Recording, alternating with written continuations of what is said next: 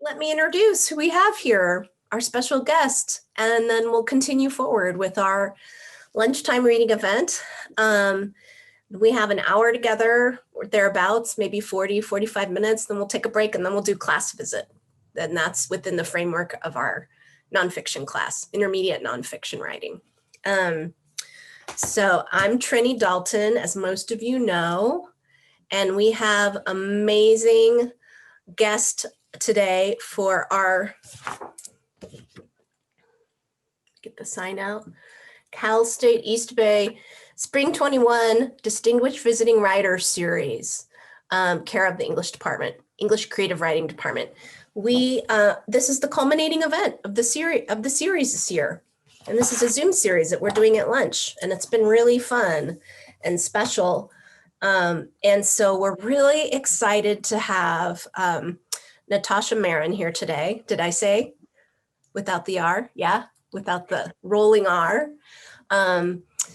And I love her book with McSweeney's, and I was really, really excited that she agreed to come visit with us today. So let me read a little bio for you about her, and then we can give some claps and shout outs, and maybe Natasha, can you do a little reading after that, or however that looks for you?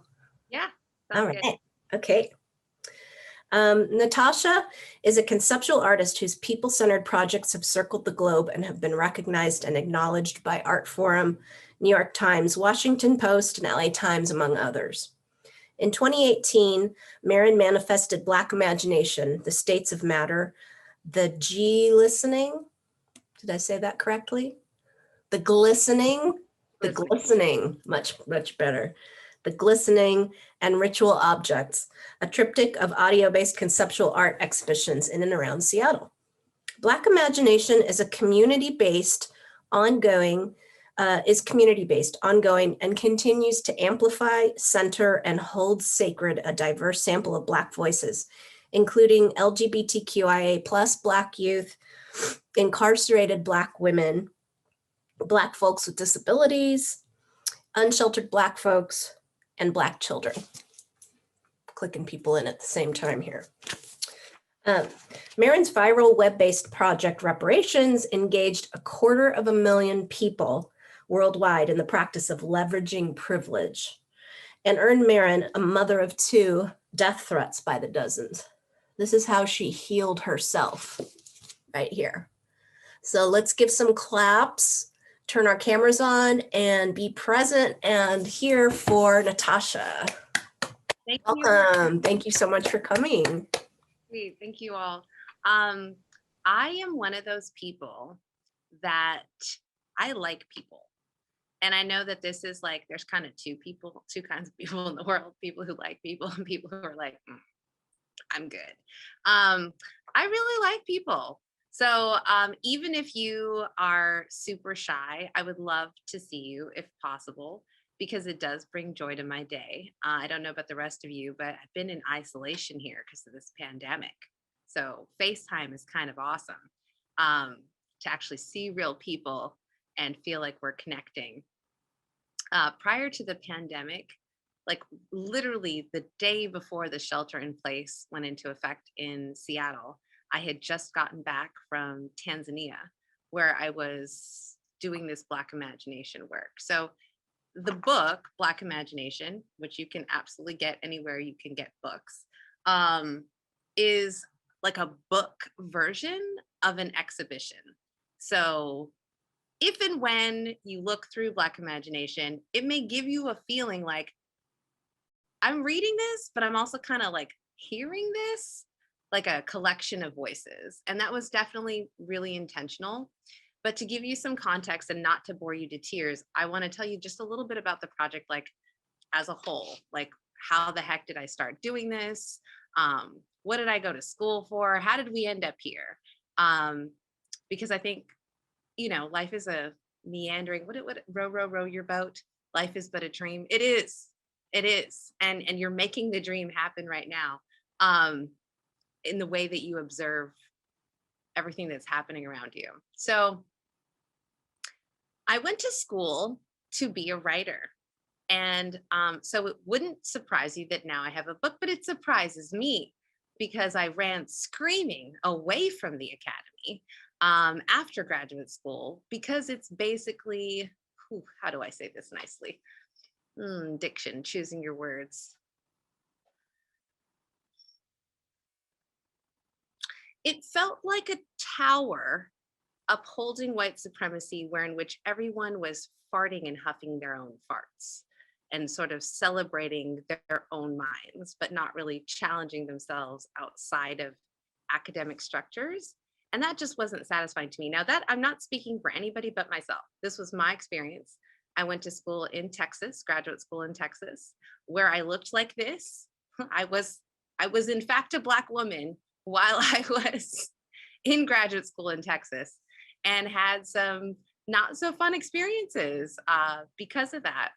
I looked over to adjacent departments and the artists seemed to be having more fun.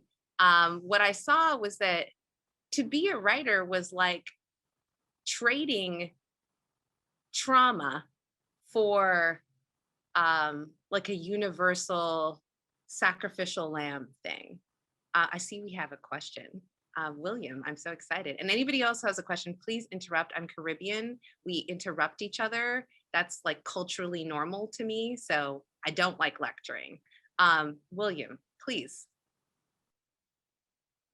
That's the thing. I hear so many, especially now. Well, what I'm trying to say is, I recall that like in old days, like before the Civil War and even afterwards, whites have kind of like not been the best people. Some whites have not been the best people to blacks and other races. So it's kind of some of the reason I'm kind of personally sometimes ashamed to be a white. In my First of opinion. all, I'm super delighted by just your choice of words, the way you said a white. I want to put a frame around that and like make it an art moment, because I don't think people typically express themselves that way. And it calls attention to how ridiculous the entire notion is that among all the animals on this planet, of which our species is one, we are the only ones that have decided to create this structure for ourselves. You will never see a Black horse and a white horse not associating with each other because of the shade of the horse. You will never see cats do it. You won't see birds do it. And I am sort of like, as a creative person, I am fascinated by the arbitrariness of what we select as humans to sort of make real. So time, we made time a thing, but time doesn't exist because of how we conceive of it. It has its own existence, and we impose our views on time and we codify it to suit ourselves. Gender, the more we learn about gender, the more we understand that we have completely made this fantasy up, just completely, to serve some purpose. Money doesn't exist, but we invented money as well. So I think it's really important to develop these critical thinking skills so that you can navigate life with some sense of confidence that your beliefs have not just been tested by the world, but also that they've been interrogated by you, right?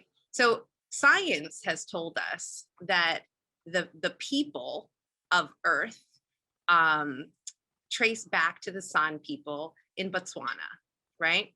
So you can derive from that, like, the most ancient humans, as far as science is telling us, were African humans. They probably didn't call themselves African because Africa as a concept came later, right? They were just people. They were people who probably looked more like me than like you, William. And if you actually look at how genetics works, you can literally see with your eyes that there's more genetic diversity within the continent of Africa than there is in the entire world. So every single derivative, every single phenotype that exists can come from somebody who looks like me. And if you don't believe me, like if this is just too much for folks to just wrap their minds around right now, you've heard of Eartha Kitt, I hope. Okay, she was the first Black Catwoman. Okay, she's obviously a recognizably Black woman. Now, her daughter, Kit Shapiro, is the blondest, whitest appearing person. You would never look at her and be like, your mother is Black. But that's like Black mother, white daughter. This is a microcosm for the world that we're actually living in, you know? Colloquially, white identified folks are our sons. And when you really think about that and the disrespect that we're existing in right now, it's kind of mind blowing, right? It's kind of astounding. I don't know why we are more seduced by the concept of our differences than we are intrigued and interested in our similarities that are constantly available. I don't know if you've been to like other countries where you don't necessarily speak the language, but there are moments of human connection that happen regardless of what body we're in.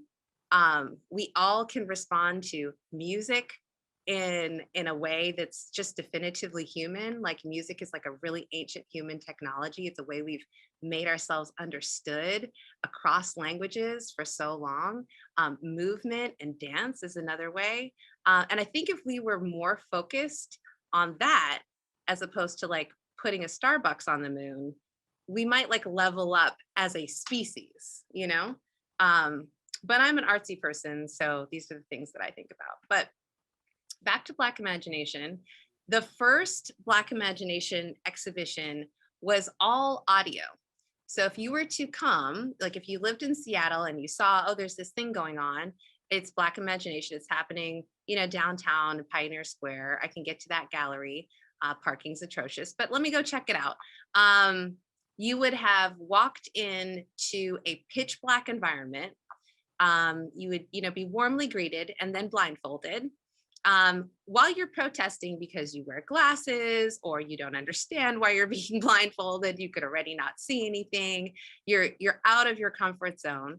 During that moment, I would introduce you to the docent, who was at the time, I mean, she still exists, Ayanna Hobson. She's a nationally recorded vocal artist, a middle-aged Black woman who is legally blind. Usually at that moment, people are like, oh, let me shut up because I'm complaining because I can't see. But apparently this is intentional because the docent is blind. So, okay, maybe I'll just like, let me go with this. Then you would be led like Harriet Tubman style. She would sing you through a space that was filled with voices of Black people responding to the prompts. What is your origin story? How do you heal yourself? Describe or imagine a world where you're loved, safe, and valued. And in the space, as well as these high definition recordings, like radio quality recordings. So you wouldn't necessarily be able to tell if there was a person behind you or if it was a sound wand. There would also be Black people in the space doing breath work, dance, call and response, playing music. So for a Black person in Seattle, the experience was like, oh, I got like my Blackness filled up. Like I got to be with my people. And if you aren't identified as, if you don't identify yourself as Black, you got to have an experience that's usually for Black people, which is an act of generosity. It really was supposed to be that, you know? And the other exhibitions that followed kind of took everything a step further. So by the glistening, you were having meals in the dark and discussing afterwards the sonic experience you had, which may take place like laying down, like sort of Nat Ministry style, like with other folks around, like sort of a dreamatorium. And then the third exhibition was Ritual Objects, where I have one within reach, where I asked Black folks that I thought were particularly joyful in my community to, I paid them to meditate on their own joy and write descriptions like how to get there, almost GPS style descriptions in the form of rituals and meditations. And then that joy was infused into 12 sets of 12 bottles called Ritual Objects. They were like Black Joy bottles. And each one was sold like a print.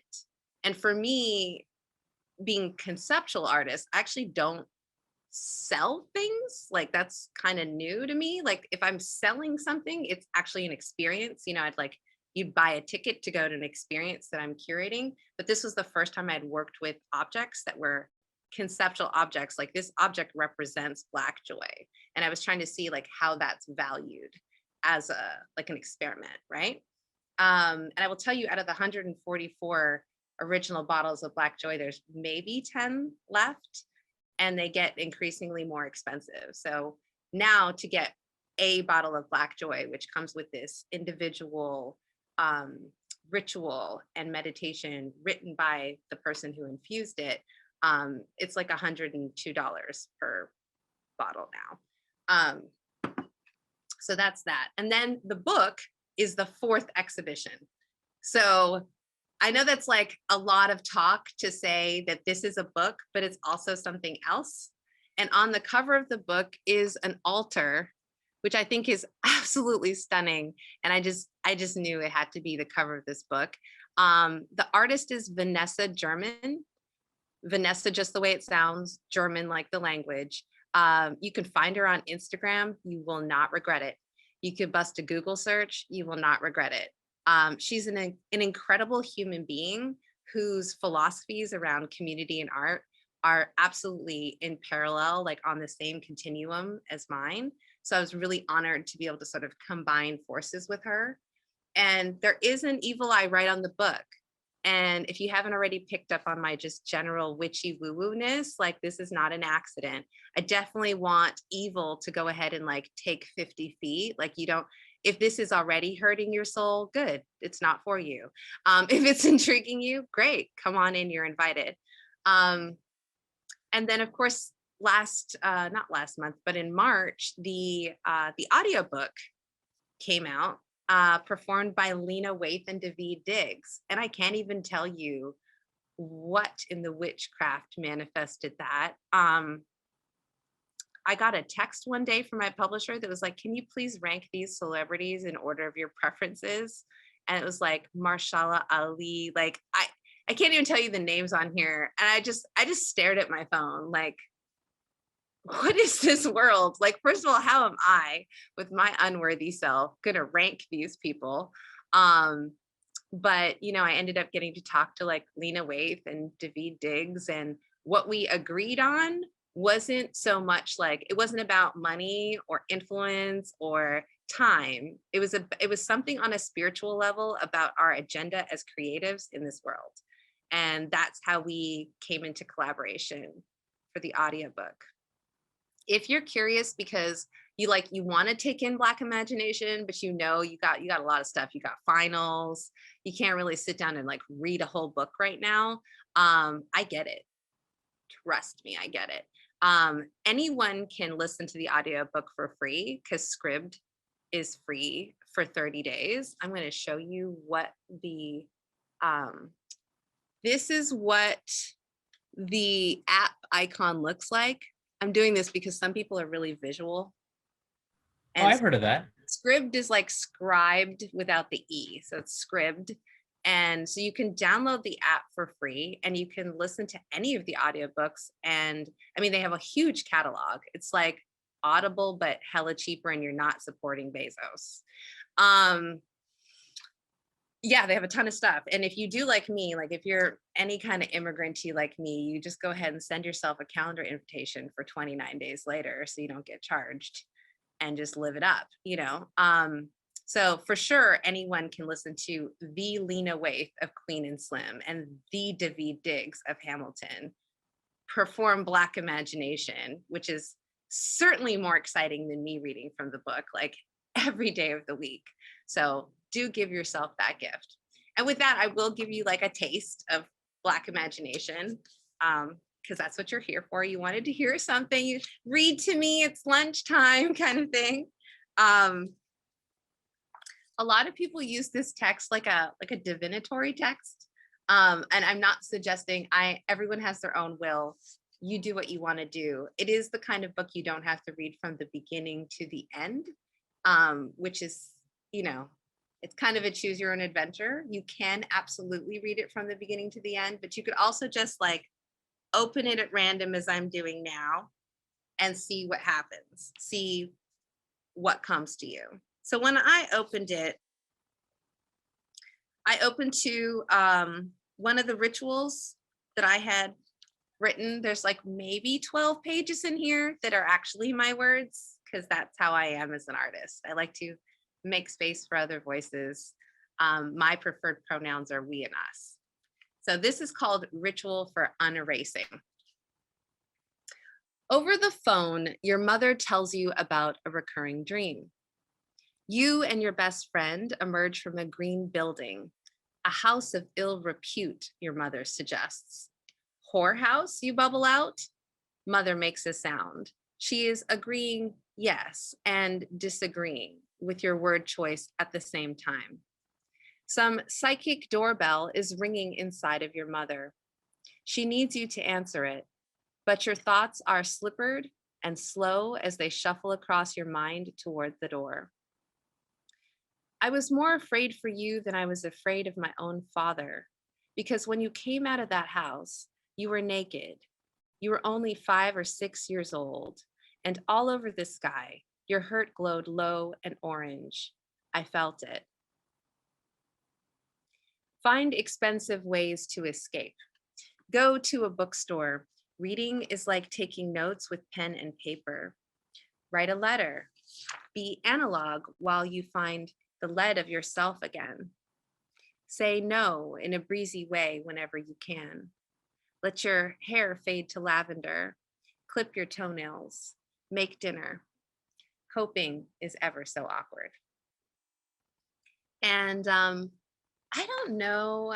I mean, we don't know each other, but I will tell you that this last 6 weeks of my life, the craziest thing has happened.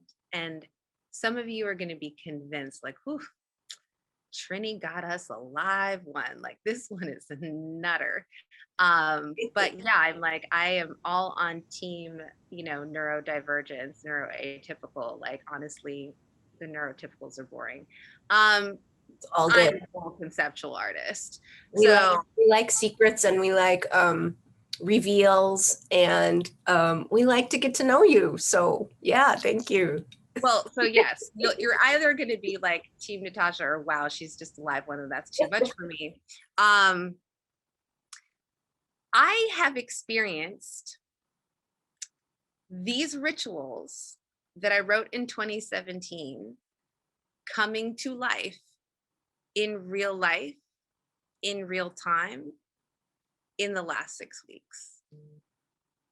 So what I mean is, I wrote rituals for other people that came back to me in the voice of Lena Waithe, exactly when I needed to hear them. And speaking of just like time being an illusion, what that means to me as an artist is that past me was hooking future me up with what I needed. And when I say to you that this project was healing me, I don't mean in like a navel gazing way. I didn't know that I was included in the community I was making space for. I really am your classic Black woman, in that I will do for you without expectation of reciprocity. This is our story for generations. We literally breastfed the country so that we could now scream till our throats are raw that our lives matter. What in the reality is this? But yeah, so I'm inside of the magic that is Black imagination. I currently have the 5th exhibition. Anyone can access around the globe. It's free. You can do it from your home in your jammies. You could be there on the toilet if you'd like to. You just go to black-imagination.com, and it's called Sites of Power. I made this exhibition in collaboration with a bunch of people, a bunch of community organizations, and featured some of the work of the folks I interviewed in Tanzania prior to the pandemic. It's like a whole museum on there Like you really can take your time. There's like 16 playlists of responses that are like this book, but like different prompts. There's videos. A woman I collaborated with, Jay O'Leary Woods, she was in Scotland at the time. She is a dramaturg, director, amazing screen witchcraft wrangler. She adapted the text in Black Imagination into video studies for the stage. And so you can see what that looks like. And what's important to remember is that we're in a pandemic while all this is happening. So typically a director would be in real space with the actors, like directing them. And if it was video, then you'd have like video people, like photographers and videographers doing the documentation. People are familiar with things like lighting and angles. But what ended up happening is that because of the pandemic, actors who have a very specific performance realm had to become co-directors, had to become camera people and lighting people. So everyone was very vulnerable in this experiment that is Sites of Power. And I have exactly a month to turn in the second manuscript to my publisher, because there will be a sequel to Black Imagination that will be out in February of next year. So that's just a little yada yada about how we got here. I'm curious what you all are thinking, just based on, I mean, I dropped a whole lot of random things. Does anyone have like a question or a comment? I would love to hear from somebody quiet. The quiet people are always thinking this super interesting thoughts. Get Well, for it, everyone. I know there are people submitted some really good questions to me, so good that I asked them to voice them for themselves while they're here. So have at it, y'all. I think, can I, if you're feeling shy, I can call on you, but I don't want to do that. Just jump in. Oh, I will totally call on you. So if you're not afraid of change, please be afraid of me, because I like people to be uncomfortable. If you haven't noticed, a little discomfort is actually required for learning. If you're too comfortable, you can't learn anything. true that.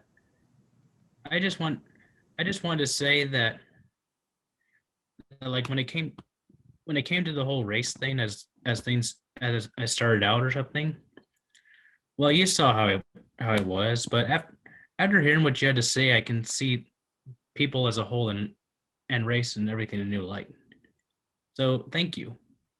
You're welcome. I mean, I don't want to give the wrong impression that just because fundamentally, biologically, there is no basis to race, that somehow translates to socially we're not experiencing what we're experiencing, because we certainly are. You know, we've all of us have been brainwashed to believe in this thing called whiteness.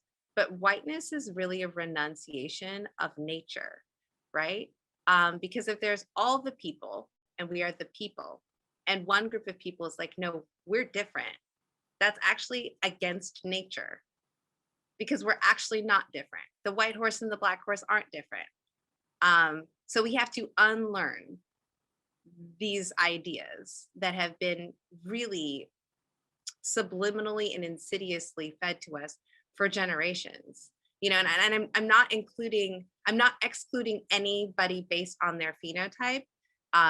People who look like me have also absorbed these negative ideas, as well as people who look like you.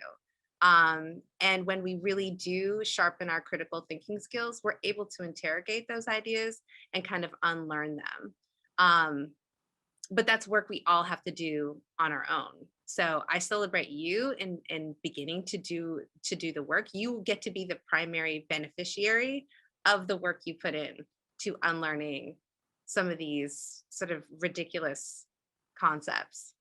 I will also say, if you are at all intrigued about what kind of a 42-year-old Black woman gives herself permission to A, quit the plantation, and B, do things like pay Black people to meditate on their joy, and somehow has people like David Diggs and Lena Waithe backing them up, please check out other things that I do, because Black imagination is just one kind of way I interact with the world.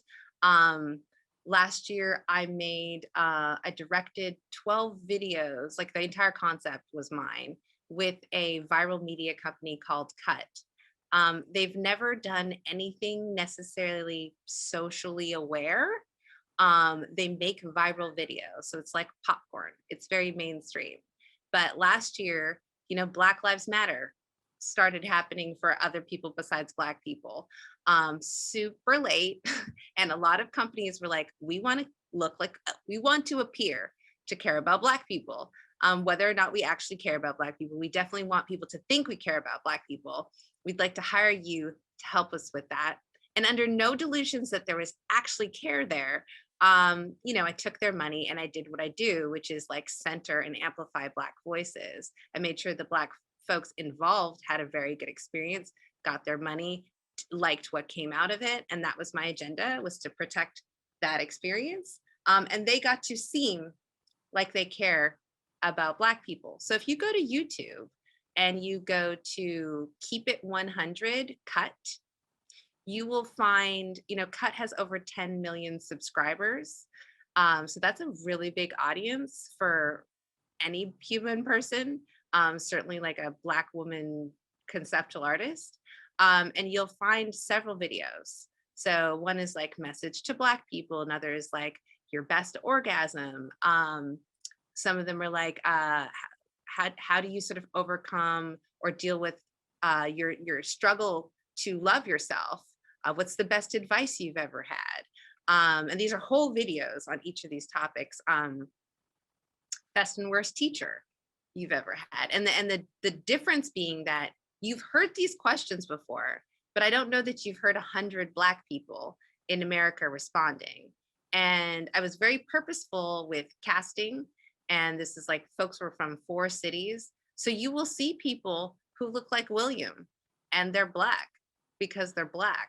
Because guess what? We've always looked like all the people from the beginning of time. In fact, one thing, like I posted on Facebook this morning, every single Black person you've ever seen in America is mixed. So when people are like, oh my God, I'm Black and I'm mixed. Yeah, so are literally you've never rested your eyes on a Black person that wasn't mixed. That's what you should be wondering. Have you ever seen a Black person who wasn't mixed? Because I have. You got to go all the way to the motherland for that. And you can see it. You can see what an original looks like when you see an original person. And we are freaking stunning in our original state.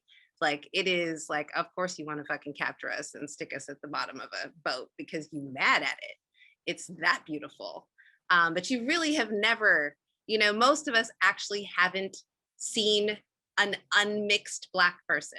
So the idea that Blackness is this monolith that doesn't coexist with all the other iterations and intersections, that's also a fantasy, like money, like gender, like time. And you got to ask yourself, why? What is the agenda behind this? Why do we keep telling ourselves this story when it's not true? That's super amazing. I love it. Thank you. I see a hand up too. I see hands going up as we're talking. Yeah, go for it, Alexandria. Hi, I'm really excited to meet you. Thank you so much for being here. I have a few questions. You kind of touched on it a little bit, so sorry if I'm being redundant, but one of them is, often works like yours or any works that uplift and feature all Black voices in all forms of art get called anti-white. What can or should a white or non-person of color reader gain from reading Black imagination or from viewing or seeing any of your works? I love that. That's a great question. It's a necessary question. Okay, so going back to the idea that whiteness is just a fabrication, like it's utter and complete nonsense based on nothing at all, seeing as white people are literally our sons, like actually, literally, biologically, our progeny. One of the insidious characteristics of whiteness is its need to be centered, okay? Human people think in terms of collective care. The cult of individuality is a dynamic part of white supremacy in maintaining the structure that it currently exists. It is the notion that you, the individual, if you work hard, you will succeed. But we are interdependent, and original people Indigenous people all over the world know that we are herd animals, we are social animals, and we are interdependent. So any notion, any feeling where it's like my way or the highway, or it's about me, is an indicator of sickness and not health. You know, healthy people, if Alexandria, if you broke down crying right now, healthy people would cry with you because we are actually interconnected. Because if you're hurting, I am also hurting. That's natural. That's why whiteness goes against nature. We are in the middle of a fantasy that is unreal. And it's just being perpetuated and perpetuated. And the only way to stop that is to unlearn it. So the concept of how can I be anti-white if y'all is my sons? How does that work? Because I ain't hating you, you are me. You're the one tripping thinking you're not me. But you've always been me. Because we're all interconnected. We're one big human family in which no one is more distant than anyone else than cousin. We don't even have words to describe a more distant relation because there isn't one. We actually are all related, you know? And yeah, a few of us have Neanderthal DNA and that makes them, you know, special. But for the humans that are 100% human, we are all interconnected. That's what we are, you know? And honestly, I don't know why Black identified people are not seen as being merciful and compassionate, because many of us, if we disrespected our mothers the way whiteness has disrespected its mother, being us as part of the earth, literally interconnected and inextricable from the planet, we would have our lips smacked off our face, like your soul snatched clear from your body. And here we are just asking for equality. Are you kidding? Try to ask your mom for equality. She'll be like, we're not equal though, because I made you. So wake up and smell the coffee, right? And all this just comes from unlearning. So I don't need to address anti-whiteness because it's a nonsensical idea. There is no such thing. What is that? Great question. Thank you. Thank you so much for your answer. I really appreciate it. Thank you for being here. Thank you for being here. Anyone else? This is chlorophyll water, by the way. I like to photosynthesize like a plant. I highly recommend it to people. I try to drink this every day. Black joy. Hey, can I ask you a question? I have one that I wanted to get on this. I love the book as a curated object and as part of a larger performative project. And I did one with McSweeney's in 2005. So we have that in common. That's so cool. Hi. And it's a ton of work curating so many people into a book, and then with these auxiliary exhibitions and film screenings and talks. And for me, it really continues to resonate if you're a visual artist working in multimedia books as part of the medium, and literary, transdisciplinary and across genre, right? That it seems like the book is just the perfect exhibition space and the perfect place to archive and document, right? The project. And I was thinking about this as I was reading your book and thinking back to when I did that with like 50 people and just keeping track of it all. Here's what I wrote down. Book is a beautiful form of alternative outreach and communication. In COVID times, what have you found to be powerful communication, stuff to keep, like forms to keep? And what do you feel is less connective than in person, right? What should we toss? Any wisdom about social media and digital platform usage as a strong tool, and one that doesn't become something that feels active but can cause isolation? So this is a communication format question for a multimedia creative, right? This is a big one. I love that you're like not serving me any kindergarten level questions. You're like, so we're going to graduate school seminar level questions now. You know, social media is a double-edged sword. I'm not going to lie to you. But I also want, like, if people are in that space where you really want to learn and you're in your sort of inner mudra where you can learn from me, despite the fact that I look young and I'm clearly a cis woman and, you know, I'm Black, if you can overcome all that and just pretend I'm an old white man with a British accent and you suddenly want to learn from me, please don't ever let other people's lack define your life. Okay? So just because somebody else can't do something, that's them telling you about themselves. That's not you telling yourself about yourself. You should know your own limitations. What I can do on social media, other people can't do. Mm. Yeah, it's not a universal, right? It's just a tool. It's just another tool of expression, right? It's just a tool. So Can't generalize about it. absolutely feel connected on social media, but you would have to believe that first. Mm. Literally any experience you have to have the concept in your head before you can even actualize or even realize. You know, I can't see good in you if I don't have good in myself to see in you. We're always just mirroring each other. That's such a human, a primate way of communication. So I would say that if you can find intimate spaces in social media, maybe that aren't like huge meat markets or like giant groups, you can sometimes find some intimacy there. And you can really find it through like specific stuff. It might be like gut health for BIPOC folks, you know, and you just specifically want to talk about that. I have found Clubhouse to be amazing. If you haven't heard of Clubhouse, it's currently just for iPhones. I don't make the rules, so don't shoot the messenger, okay?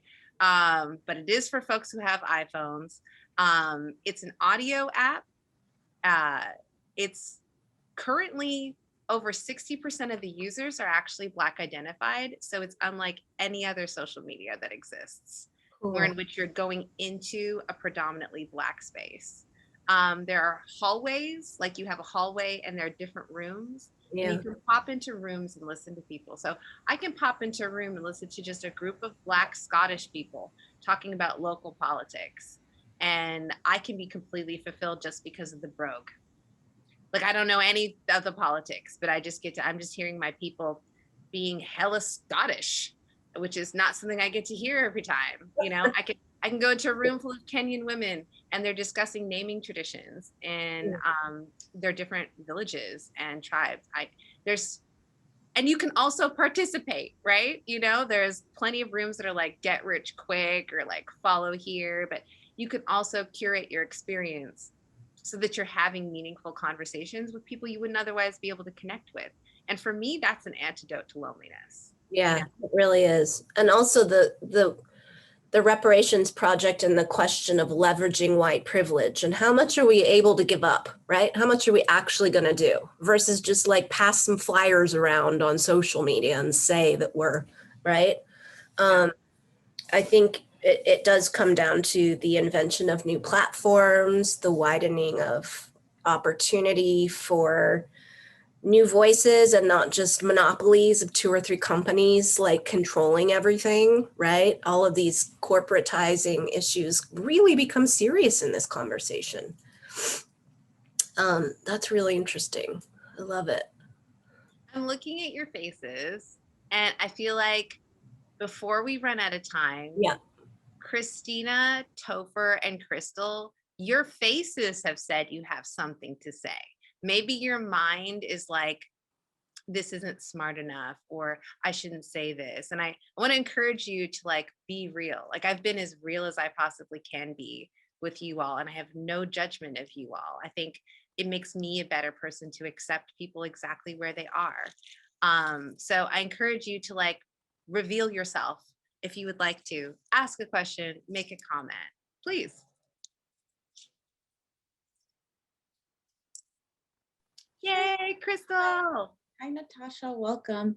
Hi. Thank you so much for your reading and for just so many wonderful comments that you've made.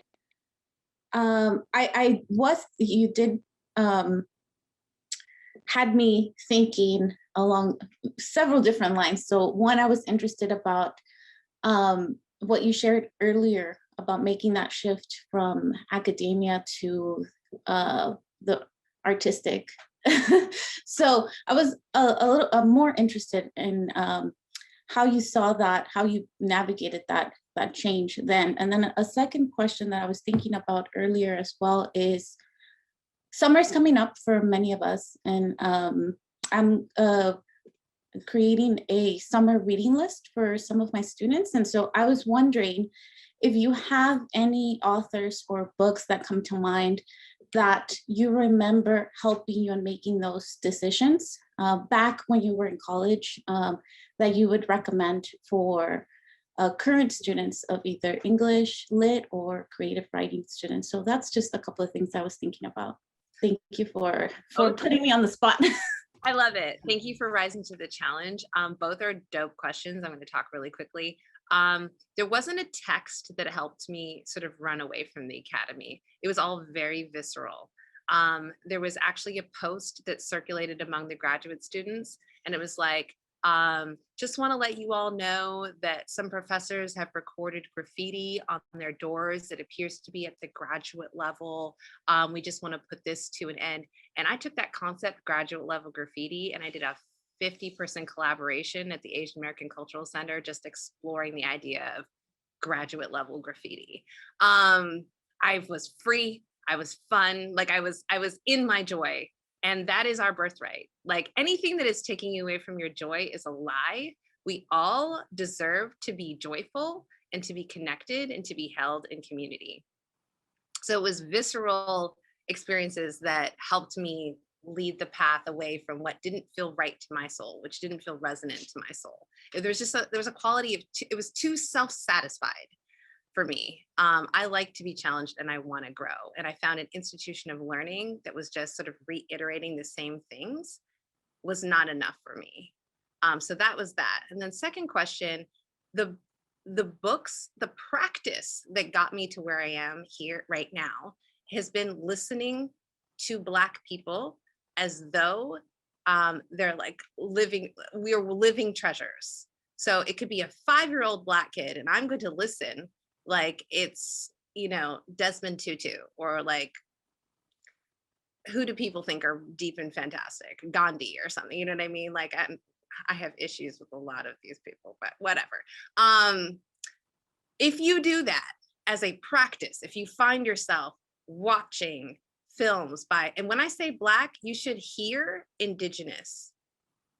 So every time I'm saying Black, you should hear Indigenous, because there is not a fundamental difference. Who was put on those boats? Indigenous people were put on those boats. What connects all Indigenous people around the world? Is it displacement? Yeah, it kind of is, right? That is a fundamental core harm that is done to people. And if you listen to people who have more intersectional experiences than you do, so that is darker skinned people, less able-bodied people, more neuroatypical people, younger people, older people, you can learn beyond yourself. It's a practice. So what I did is I started only reading books.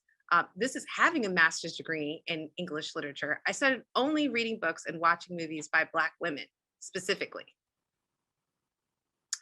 N.K. Jemisin, Nnedi Okorafor, Tommy Adeyemi. These are your gateway drugs, okay? Because no one can imagine better than a Black woman, because no one has to.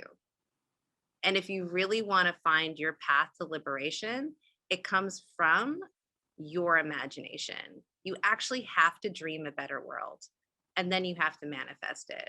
Because the world we're living in right now, this is not it, honey. This is not, I don't know if y'all have noticed, but this is not the jam. We can do better as people. So I highly recommend that, in principle, listening as a practice will help you to evolve, and also readying yourself for learning. Like, be in a position where in which no matter who is speaking to you, you can learn. And that is what you get from the experience. That is what no one can take away from you, is the learning and the growth that you got. So I said N.K. Jemisin, who is amazing and will make you make time for her brilliance. This is a woman who's won the Hugo Award like 3 times. It's the whitest award in literature. And she's won it 3 times. Do you know how good you have to be to do that? So good. And not even considered literature, because again, codification, relegated to science fiction or fantasy, but can imagine whole worlds, can hold 30,000 years in her imagination and take you through that journey.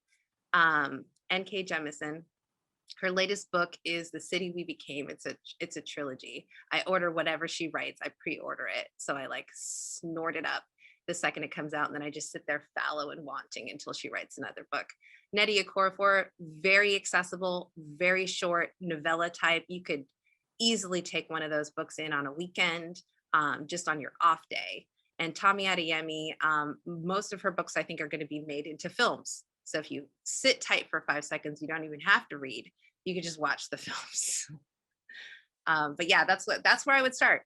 Genuinely listening to Black women and Indigenous people all over the place, people who have more intersectional experience and lenses than you do, because that's how you grow. And you don't need to ever listen to a single white identified male again, unless that person is bringing you intersectional top shelf, because you've done it. You've done that homework willingly or not willingly your entire life. Go to you, love you. Thank you. Let's give some claps, let's give some live claps and some emoji hearts and say thank you so much. Oh my gosh. Right back. It's so fun having you for this hour, this lunchtime chat. And we're really excited to have you in class next too. Thank you so much. This has been really fantastically inspiring and super interesting, and just very, the clap. Oh, Jordan's claps aren't registering because she's on. Okay. Okay, just imagine lots of claps right now. Okay. So they are I'm trying to clap and it's not working, but it's okay. Feel the claps. We are Thank connected. you. We're all interconnected. Thank you so much for making space for me. You all are well on your way to doing the homework of like listening to Black women. You did some today. Give yourself a pat on the back. I hope you didn't hate it. I hope it wasn't Hate painful. it. No, we've been hating it. Oh, and I need to give you the link. Everybody, let's start. Well, I'll get on the next class link to let everyone in, but let's start at 2:10, 2:15, just to have a little break and stretch. And Natasha, I'll send you the link right now. Okay. All right. Thanks so much. Thanks for tuning in, everyone. Thank you.